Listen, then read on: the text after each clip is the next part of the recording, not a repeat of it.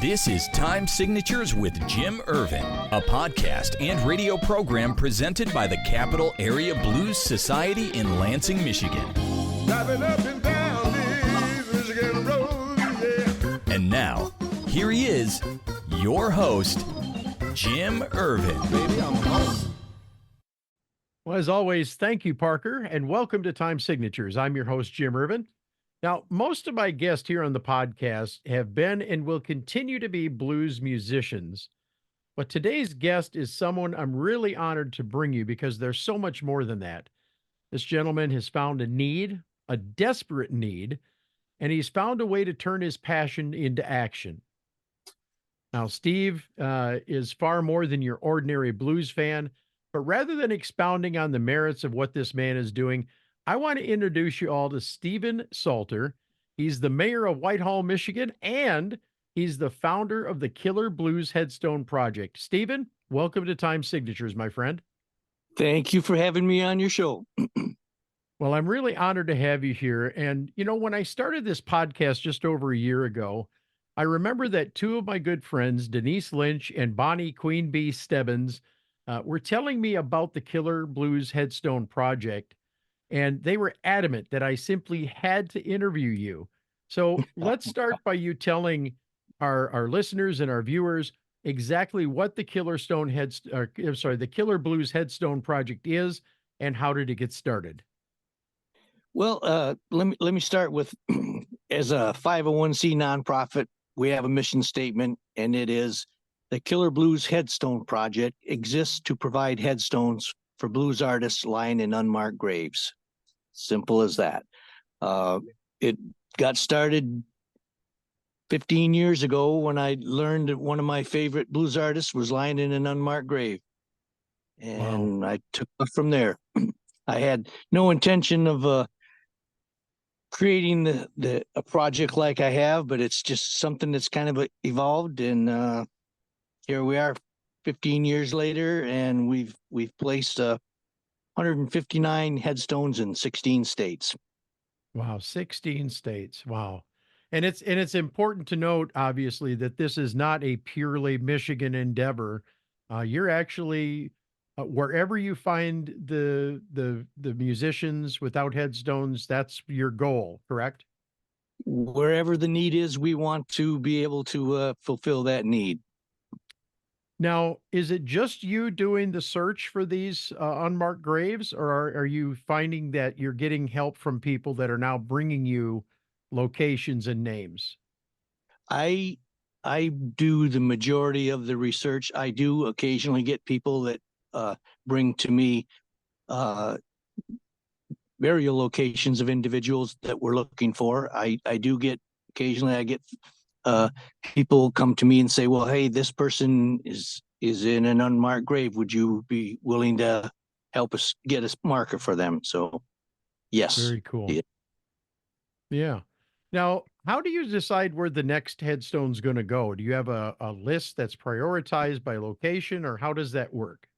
Well, I have a list right now. I think it's somewhere between 25 and 30 individuals that I know where they're buried, and I know they don't have a marker.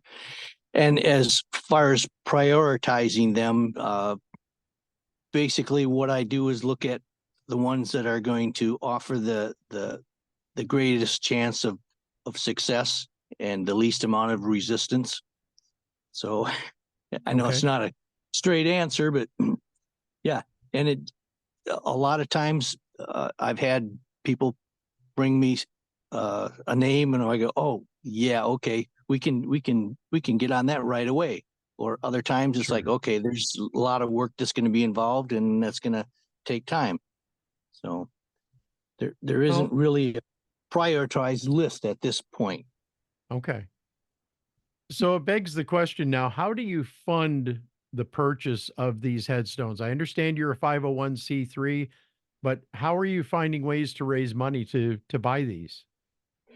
Well, for the first 13, 14 years, I would annually put on a concert, and that's how we would raise the money. It's got to be where it's just too expensive to put these shows on. Mhm. And so last year we started out doing as a nonprofit, we can get 12 one-day Liquor Control Commission special licenses. And last year we partnered with GR8 food trucks and did a couple of events at the Grand Rapids Riverside Friday night truck rally, and that raised a decent amount of money. Excellent. So we're going to be back there again this year. We're also planning on doing a number of events at the Starlight Room in Muskegon. I don't know if you're familiar with that I venue, am. but it's so we can bring in a one-day license to sell alcohol at their concerts, and that seems to be the way of the future. As there's very little investment on our part, and oftentimes it's a great opportunity to raise funds, and we get Yeah. donations from all over the world. At one time, a number of years ago, Bonnie Raitt actually wrote us a check for $1,000. Wow, that's wonderful. That's wonderful. Now, I heard that a really cool project was put together by some mutual friends of ours, and the project that they undertook was to write a bunch of letters, and as a result, you received some recognition from the Blues Society a few years ago. I'd love for you to tell that story to our listeners and our viewers. Yeah, that's the it's the Blues Foundation's Keeping the Blues Alive Award. Hmm. Um, I wasn't aware that people were doing that, and apparently they saw it as a good enough reason to award me that honor. And we went to Memphis and rubbed elbows with a lot of fancy people and great musicians, and it's I tell people, I like the accolades. It's nice to be recognized, but Sure. this project is not about my recognition. This is about me recognizing these artists that created this music that is, as far as I'm concerned, the best music in the world. You can go back to Willie Dixon, and he said, "Blues is the roots, everything else is the fruits." There you go. I'm trying to acknowledge those fruits. Well, you're listening to and watching Time Signatures. I'm your host, Jim Irvin. And with me today is the Killer Blues Headstone Project founder and the guy that's making it happen, Stephen Salter from Whitehall, Michigan. Stephen has been working for 15 years now and has been placing headstones on unmarked graves for all of that time. I have to ask you now, as you complete placement of the headstones, when you're out there placing these, have you ever had a chance to meet any of the family members, extended or otherwise, for these folks?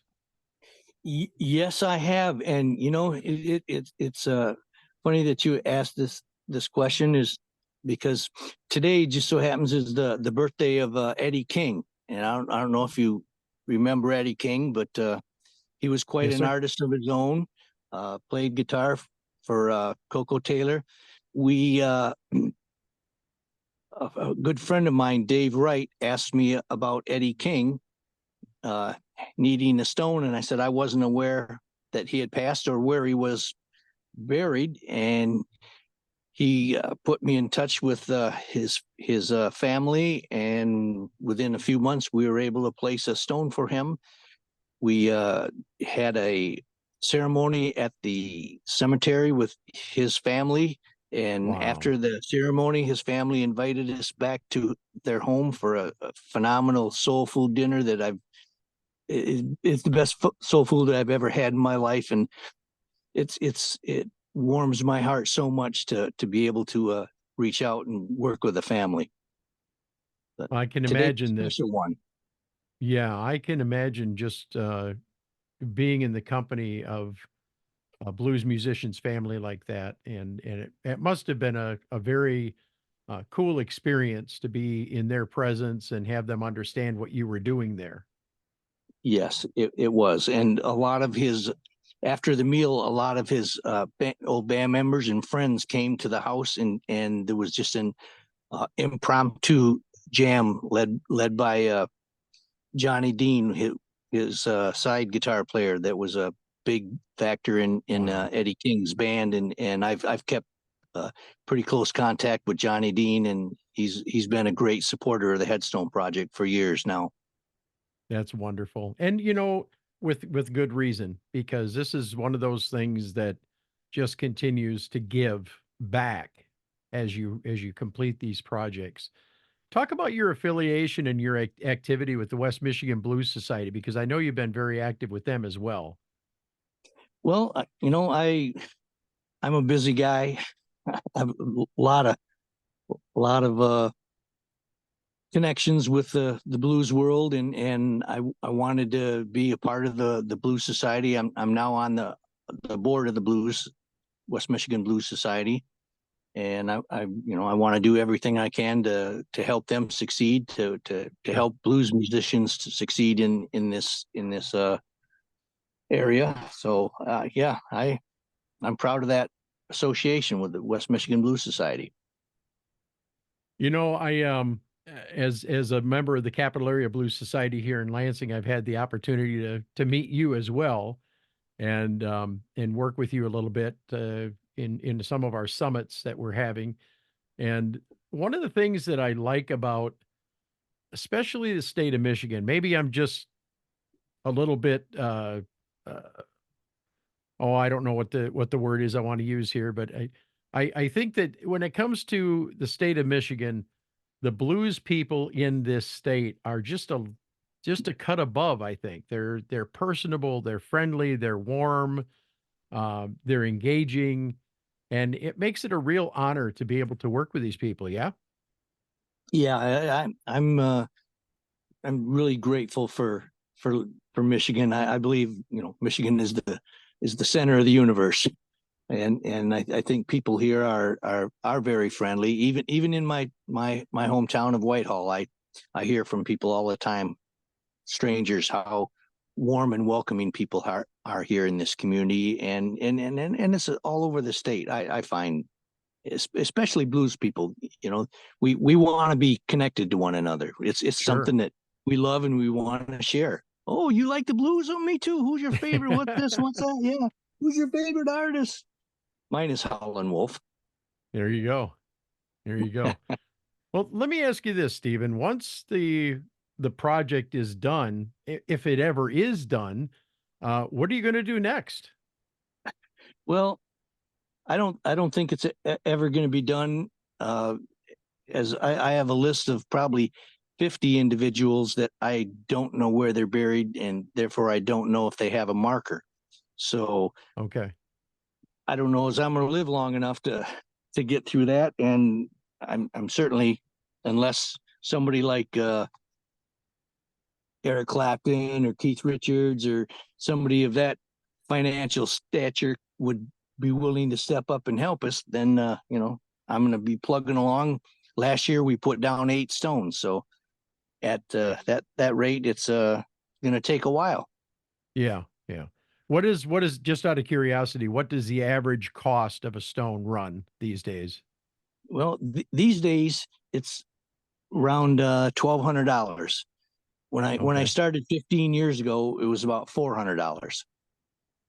So it takes a while. And I want to say, as far as where the funding comes from, I've got some West Michigan blues fans and even fans from out of state that send me every month. One sends $5, one sends $10 every month.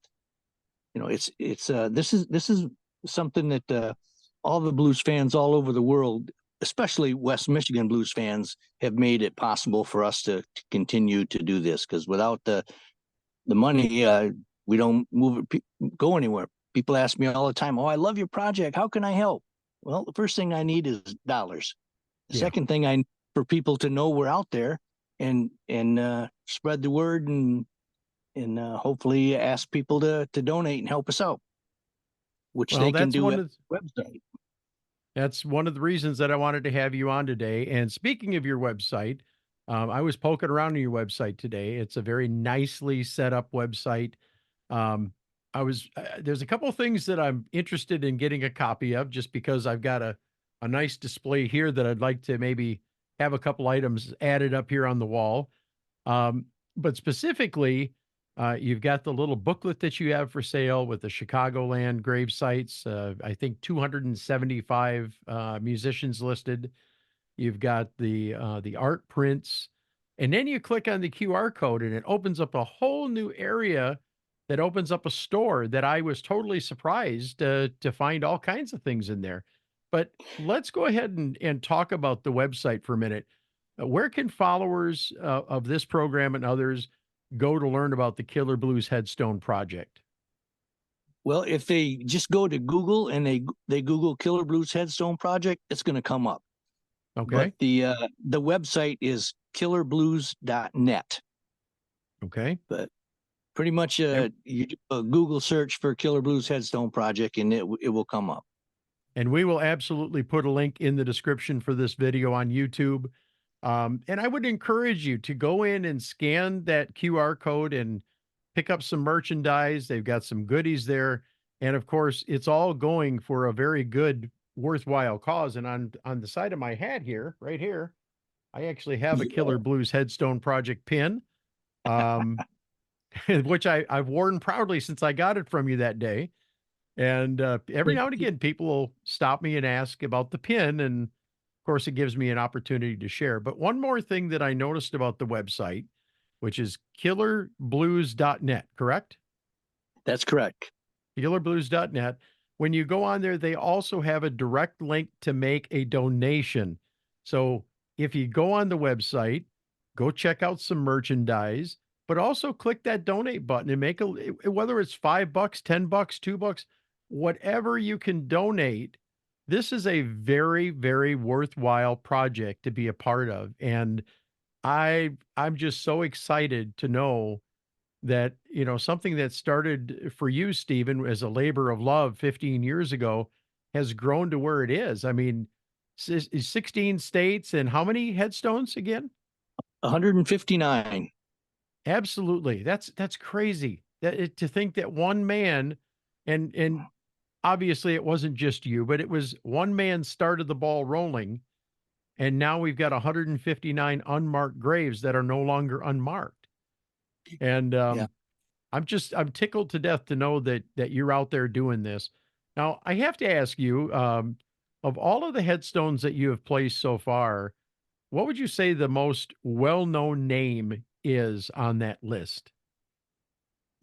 And that's a question that I do get asked a lot. And Sure. The answer I often give is, well, it depends on how well you know your blues. Okay. I would maybe go with probably the most, I would say, successful blues artist that we've done would be Lonnie Johnson. Okay. But as far as most famous, there's so many of them that Roosevelt Sykes was a very famous guy. And then there's people that are relatively unknown. Caleb Emery. Caleb Emery was B.B. King's drummer for 22 years. Okay. I guess he's probably not famous because he was just a sideman, but that's most of the behind people. The guy that was. He was. So most of the guys that we've done, and I do want to say I'm very proud that we have done 13 women also. We haven't neglected the women, but we find far fewer women in need of stones. But and I asked fans to say, if you know a blues artist that is in need, please reach out to us. So now you have not only the website, do you have a Facebook, or where else can people reach you? Yeah, I'm on Facebook.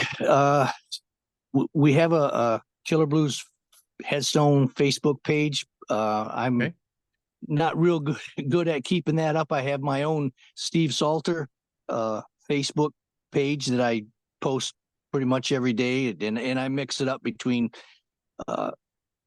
blues stuff and my mayor stuff and my own personal stuff. So that's a good way. My email is killerblues88@yahoo. So Very good. I'm very accessible. Well, Stephen Salter, it has been a pleasure to have you on Time Signatures today. Once again, if you would like to find out more information about the Killer Blues Headstone Project, go to killerblues.net. We are going to put the links to the Facebook page and the website down below this video. And we encourage everybody to go check this out. And as I said, make a donation, whether it's $2, $10, $100, $1,000, whatever you can afford. This is definitely worthwhile. And once again, we want to thank everybody for joining us, for watching and listening. And this is Jim Ervin reminding you, keeping the blues alive, well, that's everybody's goal. But preserving the history of the blues, one story at a time, that's my mission. Until next time, Jim Ervin, take care. We'll see you soon.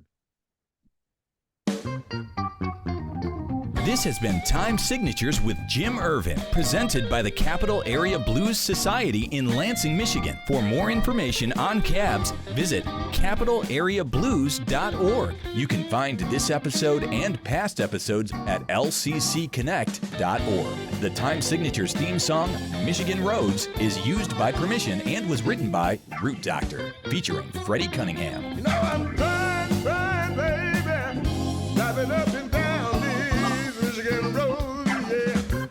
Until next time, keep on keeping the blues alive.